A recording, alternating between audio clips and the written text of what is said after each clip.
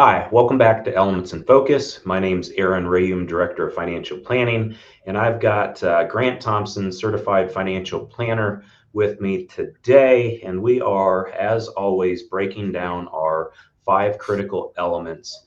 And if you're just tuning in and watching this for the first time, our Elements in Focus, as I mentioned, covers our five critical elements that you can see on the screen.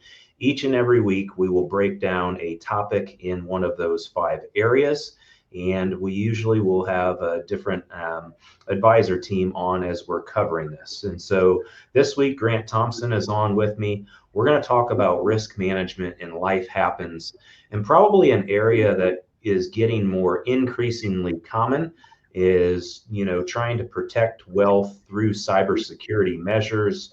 And so, Grant, I'm going to turn it over to you to talk about the topic today, and that's the cybersecurity for wealth. Absolutely. Thanks, Aaron. Yeah, this is obviously, like Aaron said, this is a growing concern for many of the families that we take care of. So I'm just going to go through a few short things that you can do to kind of protect your wealth. So the first thing is to obviously protect your sensitive data. I know you hear it all the time, but you want to make sure that you create a strong password. If you can, try not to write it down. I know I've been guilty of that in the past. Try to remember that password if you can, and try not to duplicate passwords. We have many things that we have to log into, many things that we need passwords for. So I know that can be difficult, but try not to recycle the same password over and over again. And then also you want to use the multifactor authentication. So I know our custodian, Charles Schwab, uses that. I know sometimes it can be a little bit annoying. You put your password in, everything's cool, and then you have to put a code in that was texted to you. I know that can be annoying, but just, save yourself the time and just go ahead and use that. And I know it's annoying, but I promise it will help in the end. Some of the things that we do on our end to protect your data and your information, we have ongoing trainings that we have to do each month that our compliance department has us do. And also, again, going back to our custodian at Charles Schwab, they are excellent at protecting your data. And so we don't have any worries there with them. And really the last thing, if you get any suspicious texts or emails, I know even we get suspicious emails at work.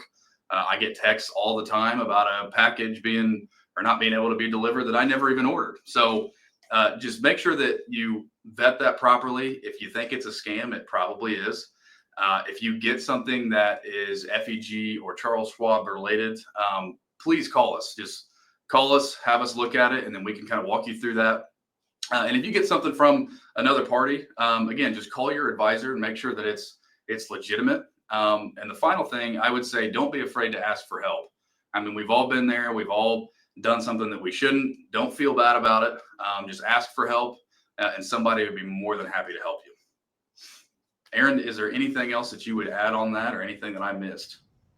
No, I think that you covered just the basic broad topics. And just to reiterate, is always be aware. There's, as Grant mentioned, there's a lot of scams out there. I know I get text messages almost daily about an Amazon purchase or something. My FedEx package is shipped, and so I, have to make sure those are valid things. And if someone is, making you call back a number and requesting, really sensitive data like last four of your social and credit card numbers, that stuff happens all the time, and it's likely fraud. So just be very, very careful. Make sure you vet out the source and talk to your spouse too, because a lot of times my wife will make a purchase, and I will, we share a joint Amazon account, and I'll get a notification, and just making sure that that's valid.